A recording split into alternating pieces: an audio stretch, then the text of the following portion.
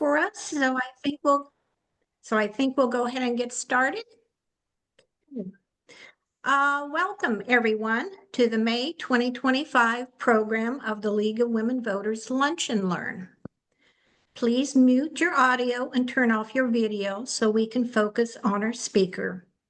We use the chat function for questions, so please type your remarks there. We will monitor the chat and relay questions to our speaker. I'm Paula Urich, your facilitator for today and a co-chair of the Lunch and Learn Committee. UCV Lincoln. Our program today will spotlight a large survey study that demonstrates the willingness of people to bend their morals, even behave unethically, when engaging in the political realm.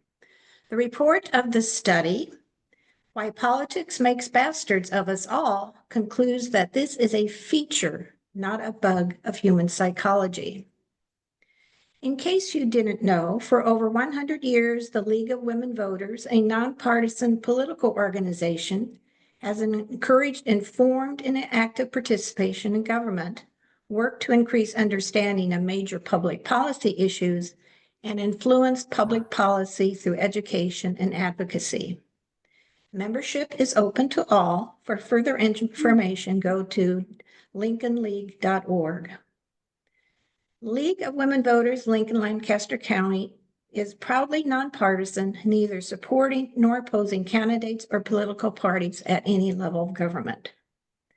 Videos of previous lunch and learns are I was available. just saying, we on got the this League's TV 2 website. days ago, and I am. Okay, thank you. Again, videos of previous lunch and learns are available on the League's website, lincolnleague.org. And if Dr. Smith is ready, I think we'll launch into that, and I'll do my introduction. I'm ready. Okay, our presenter today is Dr. Kevin Smith. He is the Leland and Dorothy Olson Professor of Political Science at the University of Nebraska-Lincoln. He is a resident faculty member of the Center for Brain Biology and Behavior. Dr. Smith studies the biology and psychology of individual level differences in political attitudes and behavior.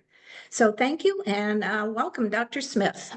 Well, thank you, Paula, and thank you for the invitation, and thank you for everyone taking time out of your day to listen to the presentation that I've put together. Bear with me just a second while I share my screen.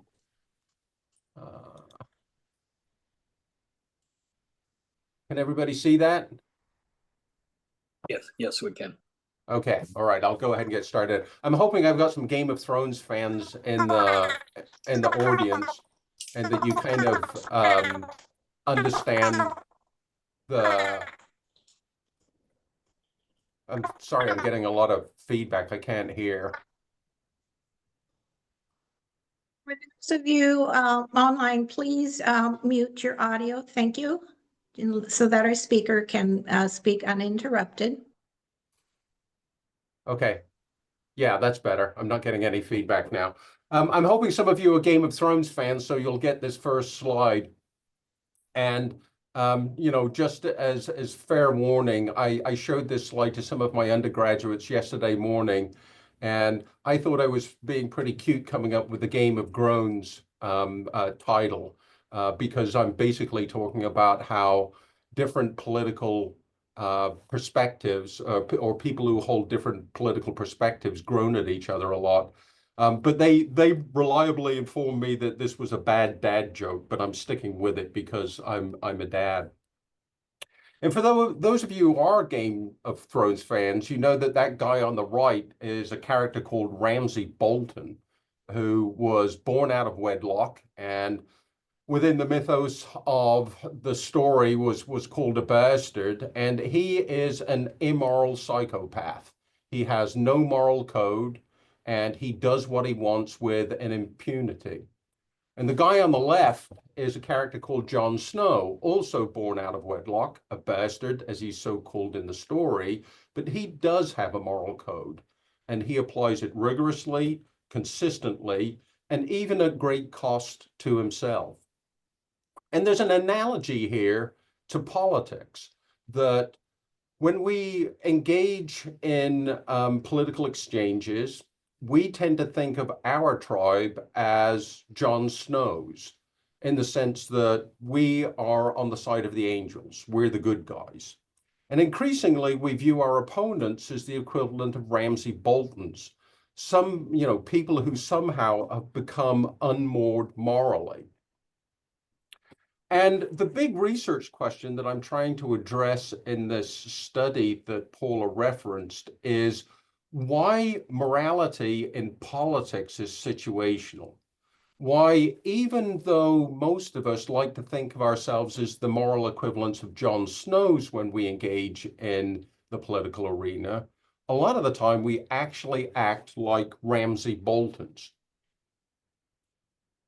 And just as context for this, let me make clear what I'm talking about when I'm talking about morality and immorality and amorality. I mean, morality is an intuitive enough concept, right? I mean, it is essentially a set of values or principles or beliefs that help you decide what is right and what is wrong.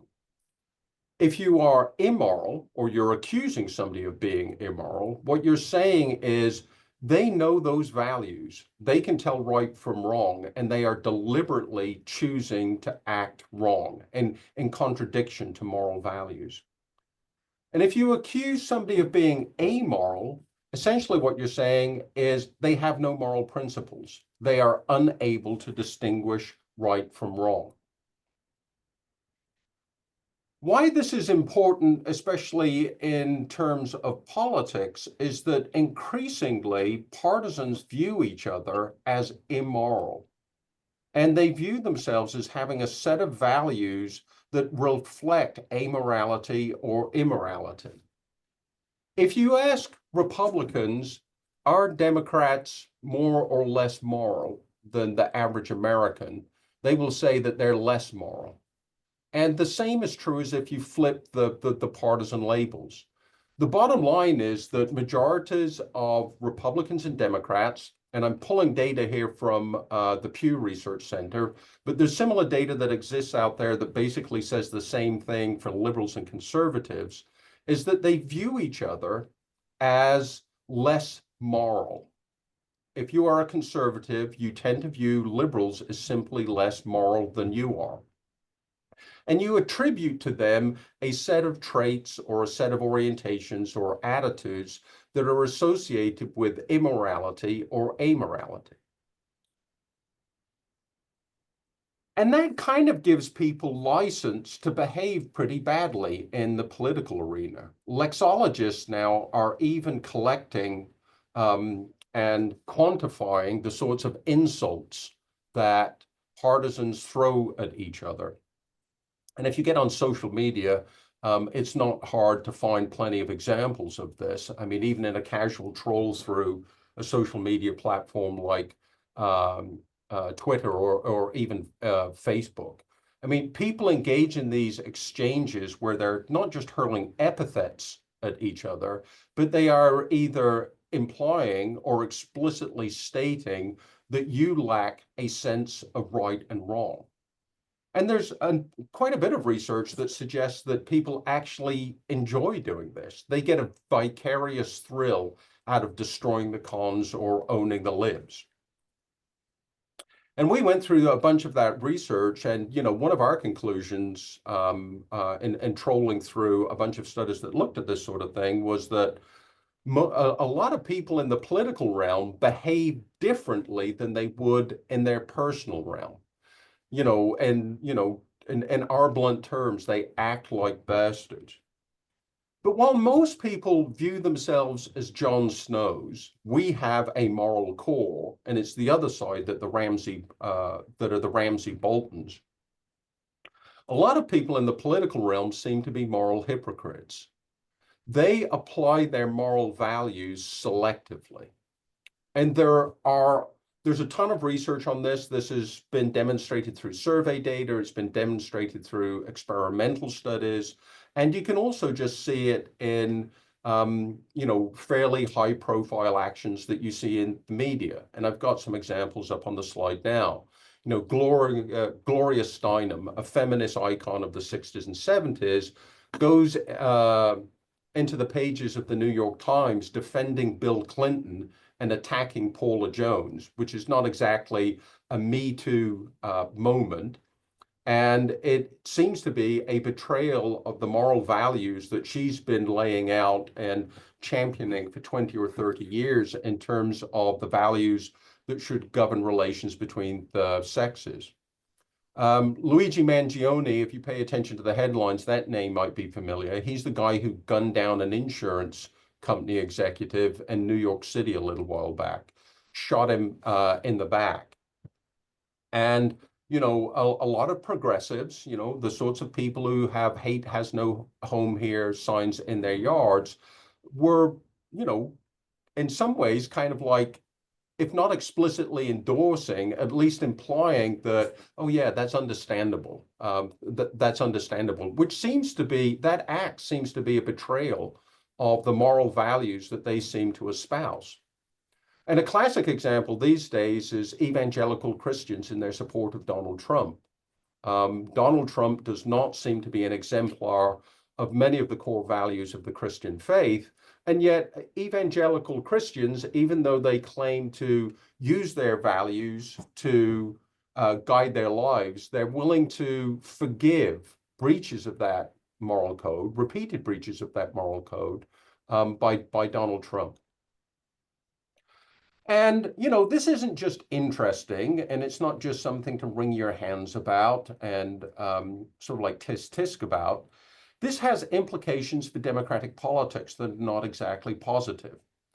Democratic politics works best when you have a set of preferences that resemble this distribution that I've got on the slide right now. So whether the issue is a tax increase or an immigration policy or, you know, name your policy, whatever it is, democracy works best if we've got a set of preferences, some are for, some are con, and there's all shades of that in between. And there's some average or median preference in the middle that reflects most voters most of the time that democracy can work towards. And that's kind of like what democratic institutions do. On the other hand, if you've got one side that believes the other side is really immoral and can't be trusted, and the people on the other side think the other side is immoral and can't be trusted, that preference curve tends to get turned upside down. Because you can't compromise with someone who is immoral or amoral. That would be a betrayal of your own moral values. And this leads to what political scientists call morality politics. And morality politics is a political dynamic that is characterized by first principles. In other words, my beliefs are tied to my moral values, my notion of what is right and wrong. And that means that they're resistant to compromise. And indeed, they're resistant to information. If you're pro-choice or pro-life, it's not like one of those sides has more facts than the other. What they're talking about is a moral demarcation, not an informational or factual demarcation. And that lack of compromise means that democracy tends to grind its gears and has a hard time getting things done. And conflict has a hard time being settled through, you know, the typical legislative process. And we have to resolve our differences in another arena. And, you know, that often means suing each other, groups suing each other. Or in extremis, you get things like January 6th, or you get the Chaz, the autonomous zone in the wake of the BLM movement in 2020. Basically, you take extrajudicial action to try and not even resolve your differences, but force your moral values on others. So it makes for a pretty worrisome dynamic for democratic politics if we devolve into this notion of morality politics. Now, I mentioned what morality was, but important for where I'm going with this is where morality comes from. I mean, why do humans universally seem to have this sense of right and wrong? And, there's some variation from culture to culture, but generally speaking, there's a good deal of consensus on what is and isn't moral across cultures and certainly within them. And while there's some disagreement about this, a lot of moral psychologists believe that morality is an evolved social trait. And basically the argument there is that, way back when, as humans started to live in social groups, in order for those social groups to be successful, individuals had to figure out some way to suppress their self-interest. Because it can be good for you to lie, cheat, and steal, but if you do that, group cohesion will suffer, mistrust will exponentially grow, the group falls apart, and that leaves all the individuals in that group much more vulnerable. And so what a lot of moral psychologists believe is that we evolved a set of moral orientations that are essentially intuitions. We have gut feelings. If we see somebody slapping a child, we don't rationalize through a set of rules of like, is that right or wrong by our social standards? We just feel anger. We get a flash of emotion in response to what we're seeing, and we automatically assume that is bad, that is wrong. And most people, as I've already said, perceive their moral values as core and non-negotiable. As humans, we like to think of ourselves as having a moral core that serves as a gyroscope, that as we go through life, we know what is right and wrong, and it's not the situation that's determining our judgment of right and wrong, but this core set of values that we carry around inside us. The evolutionary argument, though, and I'll explain this as we go through, suggests that's not quite actually how moral values are put into practice in reality. A good example of how moral psychologists think of morality is moral foundations theory. And you might have heard of this. It was formulated by a guy called Jonathan Haidt, who, at least in academic terms, is pretty famous. He's in the news a lot these days for his work on social media.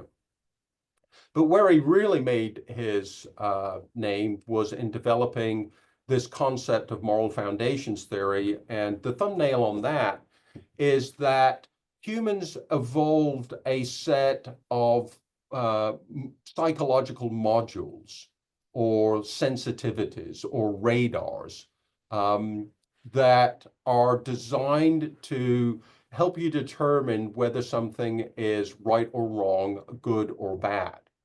And he came up with about a half dozen of these. And just to give you an example to try and sort of like,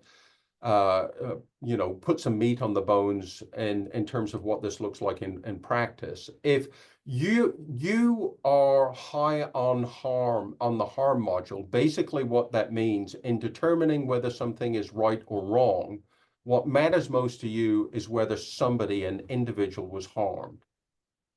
If you are high on the loyalty moral foundation, what is really important to you in deciding whether something is right or wrong is whether someone was betrayed or whether someone exhibited loyalty. So, for example, if a protester burns an American flag and says, down with America or death to America, and then someone comes up and punches them in the nose, if you're high on the harm moral foundation, you will view that as an immoral act because an individual was harmed, and that's the value that is triggering your judgment of whether in that particular case that was a right or wrong thing to do. If you're high on the morality moral foundation, you may view that as a perfectly moral act. Essentially what this individual was doing is they were engaging in sort of like a treacherous act, an act of betrayal, and they had it coming to them. And the basic argument that Jonathan Haidt made is that one of the big differences between liberals and conservatives is that they use different moral foundations to decide what is right and wrong. So, for example, liberals tend to use judgments of harm and whether someone was treated fairness or cheated as the primary values to decide whether something is morally right or wrong. Whereas conservatives are much more likely to use values tied to loyalty and betrayal, obedience to authority, obedience to social taboos or religious values to decide whether something is moral or moral.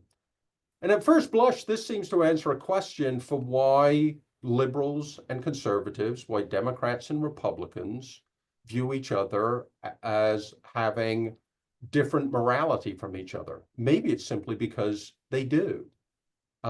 Maybe we view each other as not having the same morals as our political tribe because our ideology springs from different moral foundations.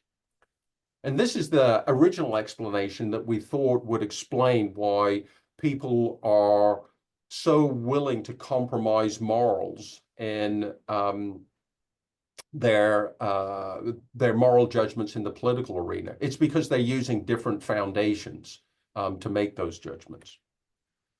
But that doesn't seem to be what's going on. We did a number of studies where we asked people, we asked people about their political beliefs, and then we also administered to them a number of validated batteries to sort of like nail down what their moral foundations were and what their moral values were. And then we went back to them repeatedly over the course of time and asked those same questions. And the hypothesis that we were trying to test was if your moral beliefs shift, you have some life experience that changes your moral values, will your ideology change? Will your political beliefs change? That was the hypothesis that we went into this series of studies with. And what we found was exactly the opposite, is that what people tend to do is their ideology tends to stay stable, and they change their morality to fit their ideology. So basically, it's not like moral judgment drives our political beliefs. It's not like our political beliefs are founded in our moral values.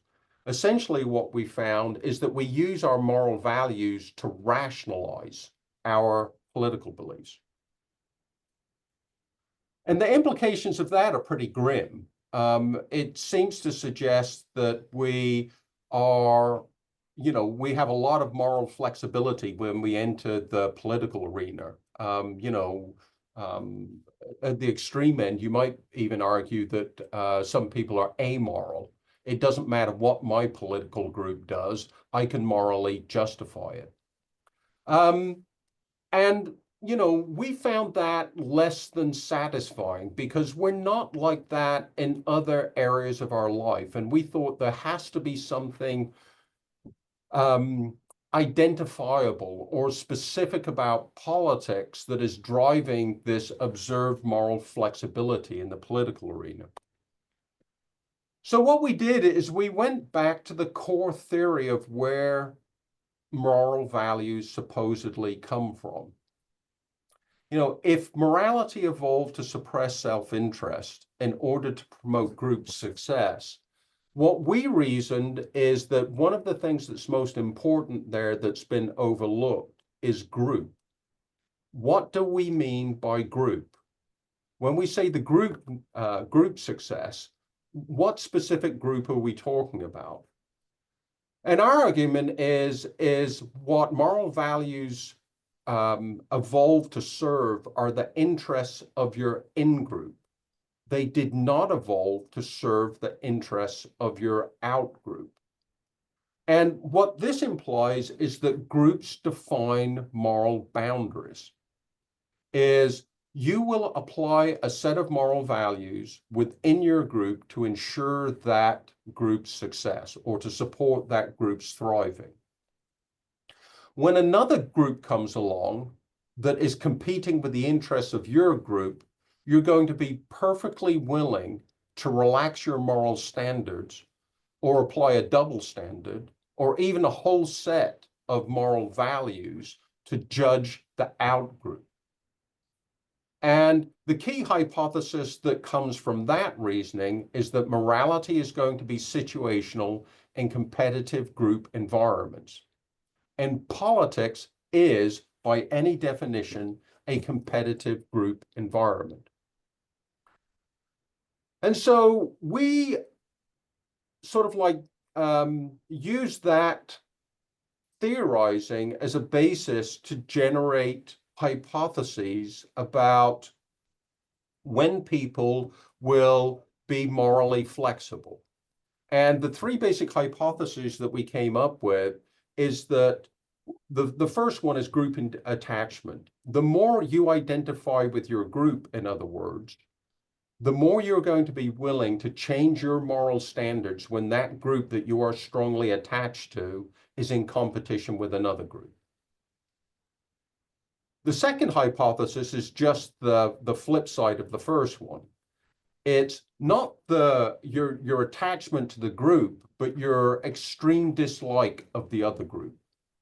If you really hate the other group, you are going to be much more willing to be morally flexible and applying value judgments to your in-group versus the out-group. And then the final hypothesis that we considered is what we call the moral commitment hypothesis. And you could call this the Jon Snow hypothesis. It's basically the hypothesis that we're just all wrong, that people have a core set of moral values and they apply them consistently in different situations. And we thought it was only fair to test that hypothesis, given the sort of like grim implications of our theorizing. So how did we test this? And this is really getting into sort of like the meat of the study, Politics Makes Bastards of Us All. Basically, what we did is we took a couple of well-validated measures of moral values, and we slightly adjusted them. So one is in the personal realm, and one is clearly in the political realm. And so what we're asking on this particular measure is, imagine someone who you don't like, or imagine a politician that you don't like, and then we're going to ask you a series of questions about a set of morally related behaviors and your willingness to engage in them. And let's just take one of those questions. So one of the questions in the personal realm was, I would falsely accuse this person of a serious misdeed. And then when we were asking you about politics, the question was, I would falsely accuse this politician of a serious misdeed. Our argument is those are morally equivalent. The only difference between those two questions, and the only difference in any observed differences in how you respond to that question is the situation. Is it the personal realm or is it the political realm? Is it a realm where there's no obvious group competition, or is it a realm where there is obvious group competition? If moral judgment is situationally independent, in other words, if that hypothesis 3, the Jon Snow hypothesis, is correct, your answer to those two questions, we argue, should be exactly the same. There should be no difference between them. And if we're right, people will express a difference between them. So what did we find? We found that in the personal or the non-political realm, people were very reluctant to engage, or at least say that they would engage in these sort of like morally dubious acts. When you switch to the political realm, they were much more willing to engage in those acts. We tested this on 4 separate samples and got very, very similar results. And what you're seeing, what those arrows are pointing to, are averages on the moral judgments scale. And you might be looking at those 2 lines and saying, well, the difference between those 2 measures is not that great. But keep in mind, if these questions are really moral equivalent, there should be no difference between those between those There's a numbers. 0.03 difference. No, it's not a 0.03 difference. That's the standard deviation. Like if you look at the YouGov column, it's 4.09 in political morality and 4.27 in non-political morality. The difference is 0.16 on a 5-point scale.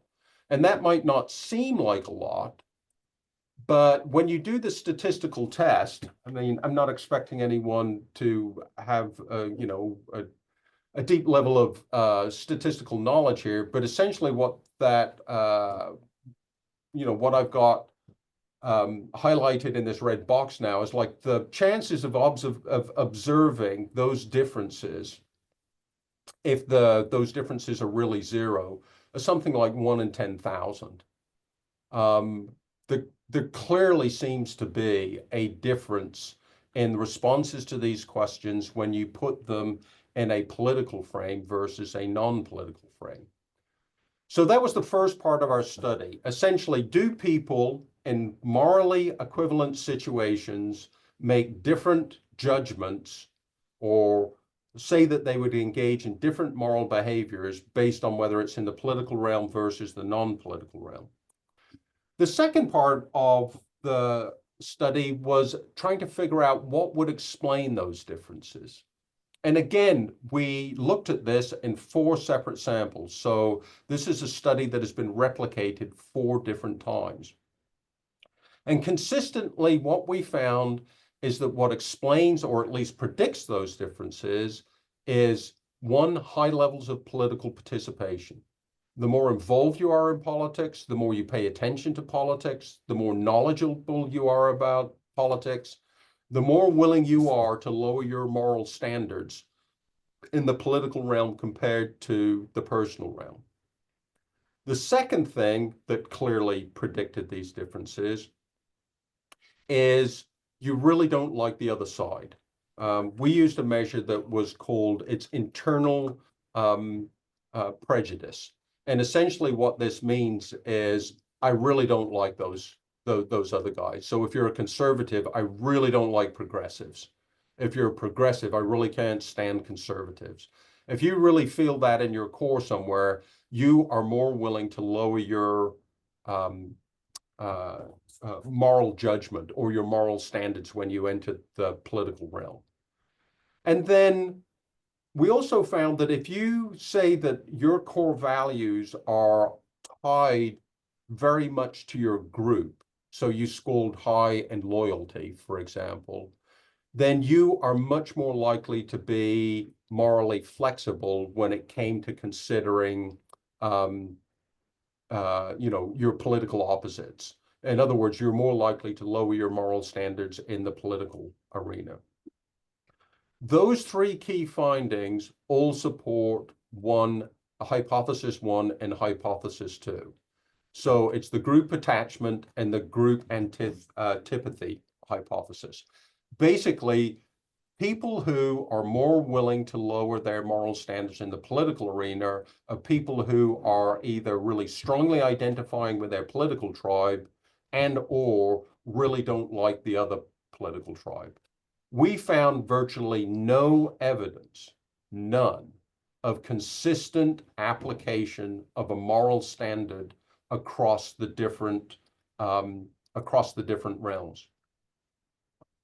And so what is the ultimate inference or the takeaway from all this? Well, the conclusion, quite frankly, is a little bit depressing.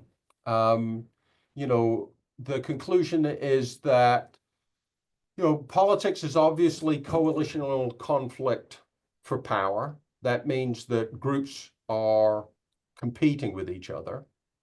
In an increasingly polarized political environment, that group competition is getting more and more fierce. Increasingly, some people view it as existential. And as that environment gets more competitive, people become much more willing to relax their moral standards, their moral judgments, their moral choices, if it benefits their group. And we're arguing that this is not a trait or a characteristic of our current political environment. It is a trait or a characteristic of our psychology. In other words, this is a feature, not a bug, of who we are as humans.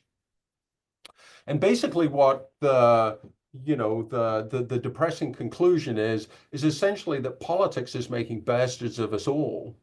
And unless we can sort of like figure out some way to lower the temperature, and by lower the temperature, I mean somehow reduce that sense of group competition, we're headed for a pretty bad place. And I'll stop there and I'll take any questions that people might have. Yes, I'll check the chat. And one question was, are current ongoing demonstrations and protests of any value? Well, it depends. They are certainly of value to some people, but they're not of value to others. You know, AOC and Bernie Sanders are going around the country right now on this, what is it, Stop the Oligarchs tour or something like that. And you know, progressives are sort of like rah rah AOC and Bernie. This is really good. And you know, people who are not progressive look at that, and I don't think it's having any impact on them whatsoever. I mean, we're just not persuaded by these demonstrations if they're given by people that we politically disagree with. The next question is, so what is your advice in trying to combat this? Is there a way to reactivate people's general morals? Well, I mean, I guess you'd expect this answer out of a professor. I mean, I think education can help. I think staying away from social media can help. I think getting out of your bubble, making sure that you are not just in contact with people who you politically disagree with, but you actually engage in meaningful social interaction with them. You like people who you politically disagree with, and you keep them close. And rather than trying to persuade them, you try to see the world through their eyes. I think that's probably the best way to sort of like lower the temperature. The problem with that is in our unfortunately increasing polarized world, people are just doing that less and less.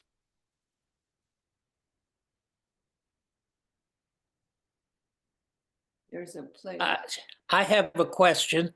What does truth and lies have to do with your hypotheses? Yeah, not much. Facts don't persuade people. Not much. No, not much. Not much. If you are, I mean, let's take an issue. Let's like take abortion. No, that's not the one. Or Let's say well, truth and lies versus, well, okay, take abortion. I don't care. yeah, like if you're pro-life, if I give you more facts, is that going to change your mind? If you're There are pro-choice, no if I give you, facts involving in abortion. Those are disagreed. Those are not agreed to. That perhaps that's your point, is that we don't agree on the facts, but it seems to me that that's a key element in the whole discussion, is whether we agree on the facts. And very frequently we do have very strong evidence of our facts. And the other side, you're just attaching this to groups, because I feel like the progressives are not nearly as susceptible to hating the enemy as the conservatives are. actually, the evidence on that goes the other way. A colleague of mine, Elizabeth Tice Morse, has just written a book about this, and she calls it the liberal paradox, the liberal respect paradox. I mean, I don't think, I mean, both sides, generally speaking, in political conflict, believe the facts are on their side. And what if the facts are on their side? You know, we all suffer from confirmation bias. We look for a way to dismiss facts that are contrary to our priors, our prior beliefs. you know, Well, how does uh, doing away with due process fit into your scheme? well, from the perspective of the sort of like the populist right, essentially what they would say is that is I mean, one, they might disagree with whether due process is being suspended, but I think that they would argue that it's serving a greater good. That, you know, like deporting migrants who have suspected gang ties Right. serves a greater good, and that's the moral thing to do. Whereas if you're on the opposite side of that, you're like, that's a violation of due process. And that's an immoral thing to do. I mean, Okay. one of the things that I'm pretty certain of is that facts are not going to resolve these differences. Yeah, that's probably true. Thank We have some more questions in the chat. Was there any difference between Dems, Republicans, and Independents on willingness to flex their morality? Not really. I mean, independents, a lot of times aren't really independents. You know, a number of independents are actually conservatives who don't think Republicans are conservative enough, or liberals who don't think Democrats are liberal enough. And I mean, there's variation. There's individual variation. You know, there are some people out there, you know, people who have deeply held religious values, for example. There are some examples of people who will apply those values as a moral guideline independent of the situation. You know, there are Jon Snows out there. Expecting to find a big group of them in the part of the electorate that identifies as moderate or non-aligned, I think that's going to be a smaller group than you think it is. Question is, I'd be interested to hear a historian's take on this hypothesis. Has it always been bad? If this is human nature? Oh, that's a good question. And, you know, and that one sort of like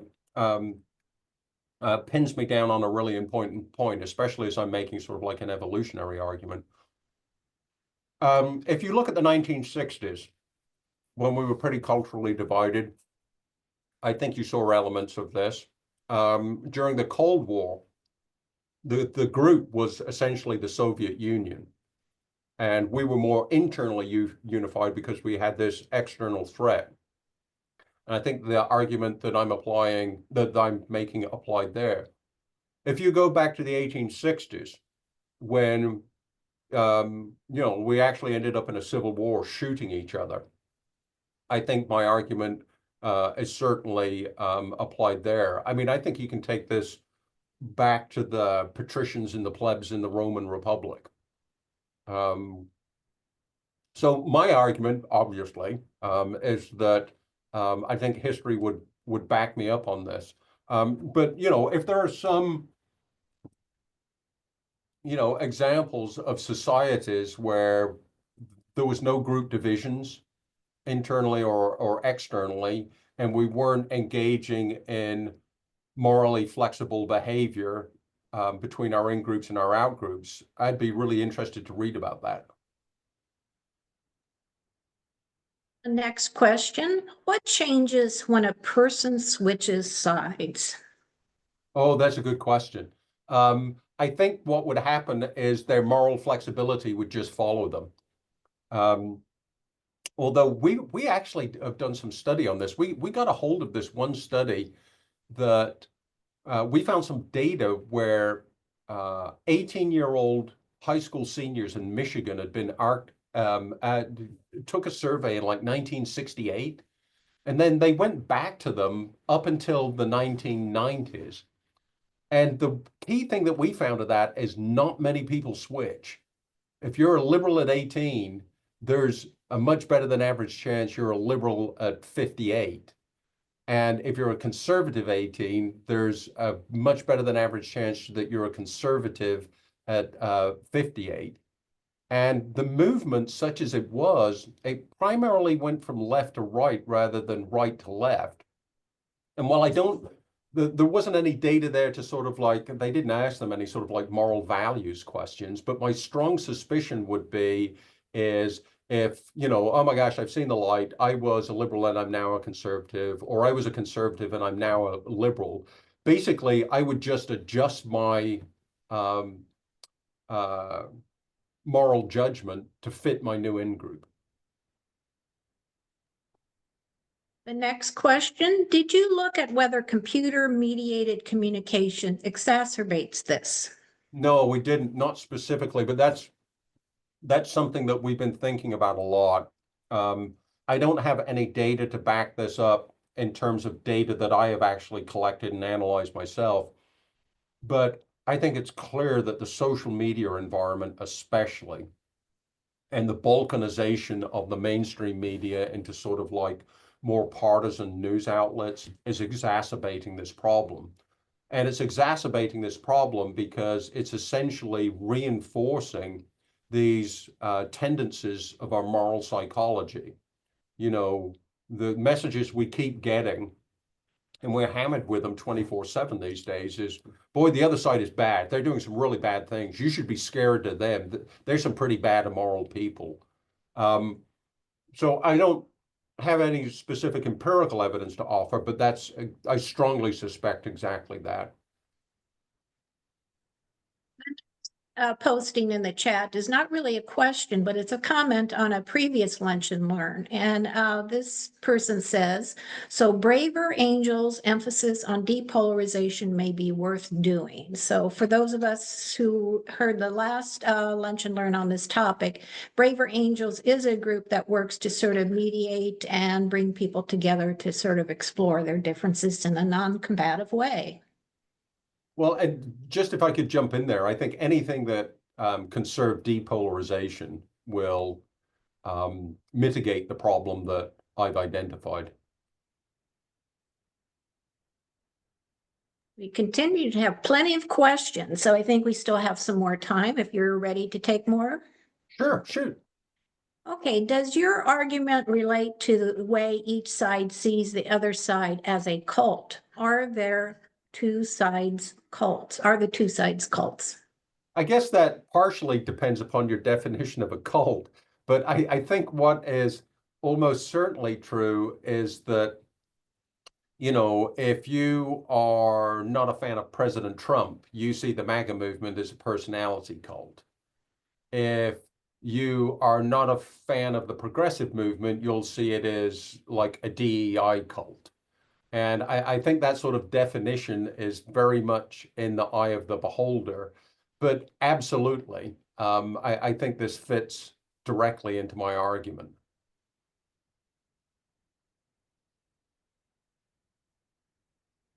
We have a few more questions in the chat, and then I have a request pending to just open it up to people who raise their hand. So we might do that if we still have some more time.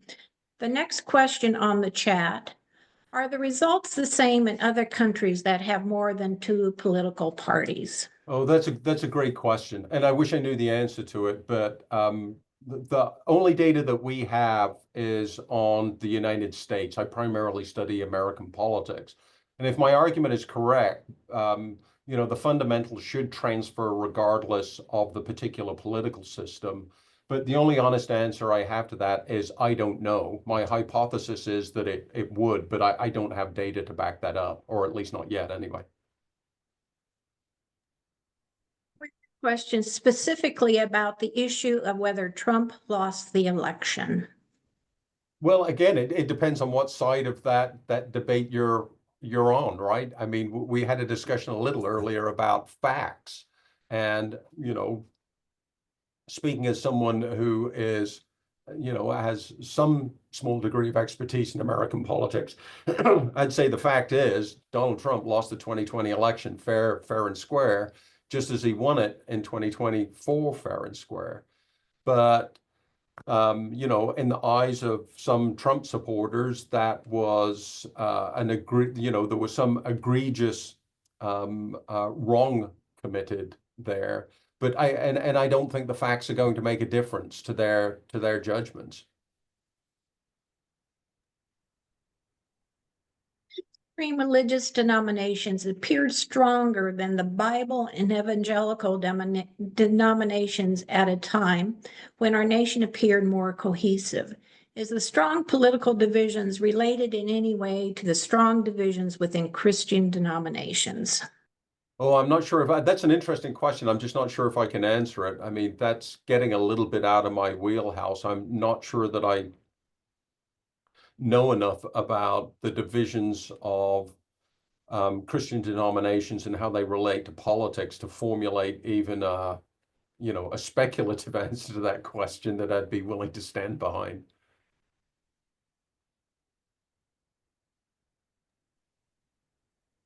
Question, what accounts for the swings in national elections, i.e. Obama to Trump to Biden to Trump? That one I think I can answer.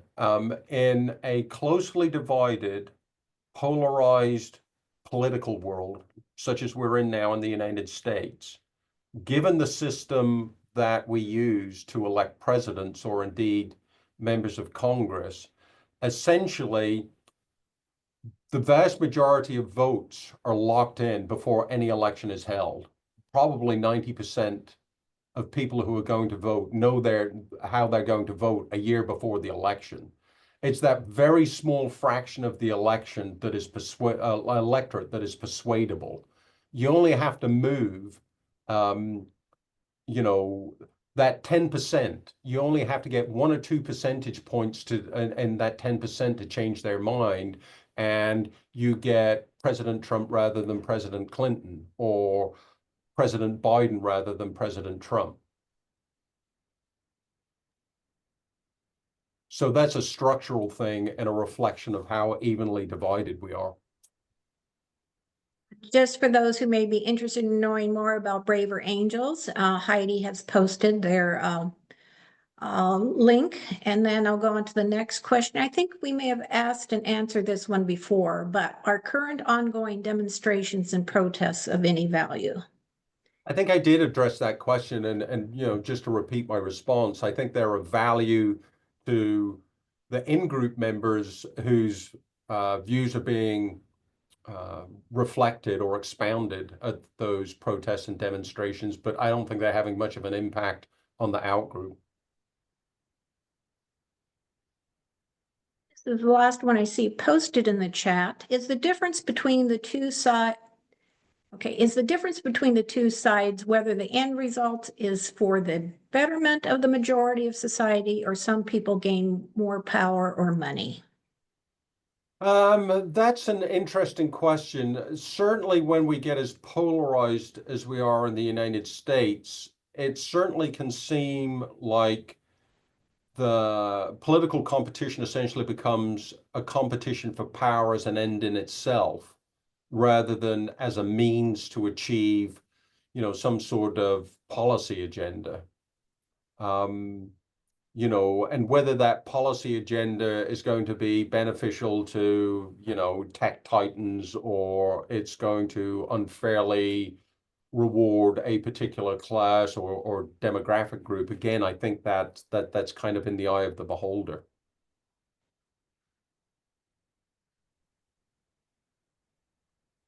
We might have time for. We have found morality may be correlated with empathy, and most politicians have little empathy. What do you think? Well, I'm not sure politicians have little empathy. If they don't have empathy, they sure can fake it well. The famous comment from Bill Clinton, I feel your pain. I guess some of that is, who is the empathy directed towards? I mean, is empathy universal? Or do you have more empathy for those who are more politically aligned with you than those who are opposed to your political preferences and interests? Actually leads very well into some announcements I'd like to make. One question is, how soon will this recording be available for others to view on the league's website? And I'll sort of leave that up to Jim to answer.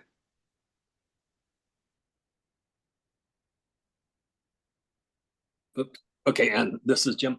And I did just post that. I think I can get the recording up this weekend.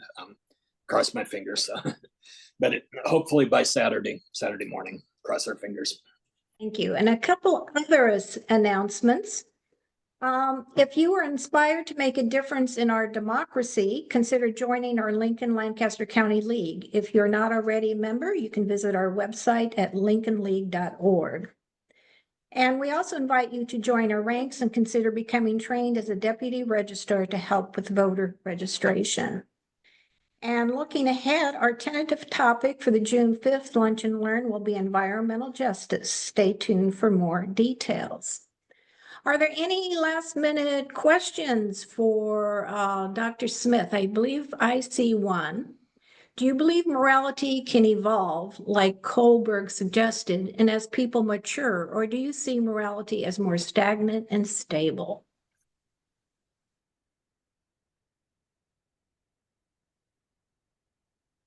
You're muted, Kevin. I think our moral values and our moral thinking, our moral reasoning can certainly change. You know, religious instruction from parents. I think just with maturity and experience, there can be some changes in moral decision making. There have been a number of studies, though, that show that, pretty young kids can make moral judgments pretty quickly. So I think the core of it is there from the get-go, and I think it's the core that is still driving us to a large extent.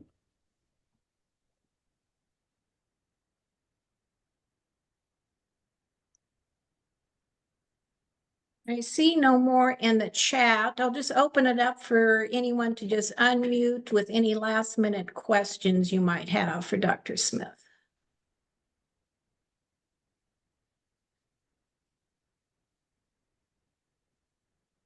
Not seeing any hands up asking. And I'll check the chat one more time. It appears that. I There's think I some- have a little follow-up question, if I may. Okay. With regard to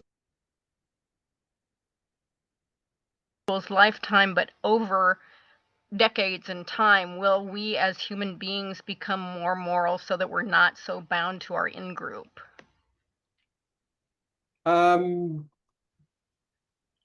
I think human moral psychology is pretty baked in.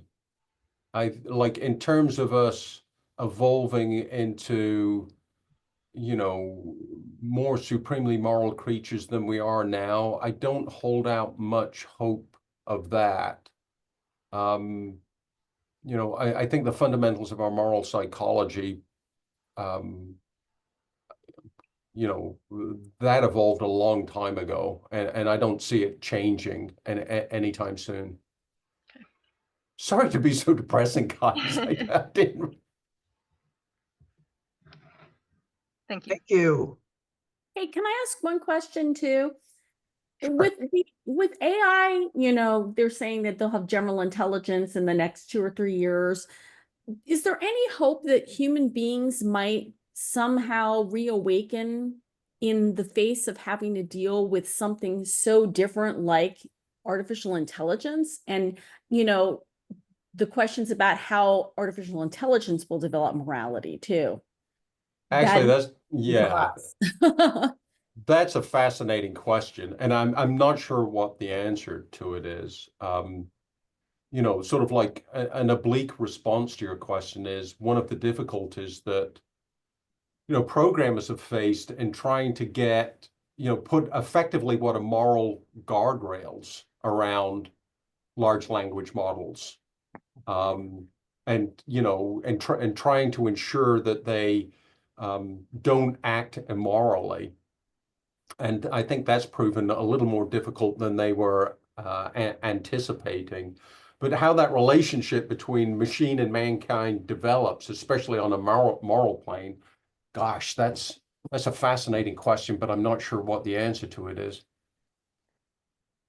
Two last questions in the chat, and we're at 1 o'clock, but we'll try and run these by you real quick. One is there hope for our democracy? And the second question is, how much of our morality choices are based in fear? Okay, let me take those in reverse order. I think it's not necessarily fear, but harm. I think a lot of our moral choices are centered in who do we think is being harmed, and how close is that to us or our in-group. So not necessarily fear, but harm. And I think there's a subtle but important distinction there. And then the second thing is, and thank you so much for this question, because in kind of like a depressing and downer topic, you give me an opportunity to end it on an uplifting note. Is there hope for our democracy? Absolutely. I spend a big chunk of my life around 19 and 20-year-olds. And based on their behavior, their curiosity, and my engagement with these young people from across the ideological spectrum, I'd say, yeah, absolutely. The kids are all right, and I think we'll do okay. And that is a great way to end this presentation. It has been a very stimulating set of ideas and concepts and facts, and we really appreciate you sharing them with us, Dr. Smith. And I'd like to thank everybody who joined in today's Lunch and Learn and had some great questions as well. So thank you very much. And it is now 1:01, so I think we will adjourn. Again, thank you, everyone, and thank you, Dr. Smith. Thank you. Thank you, everyone.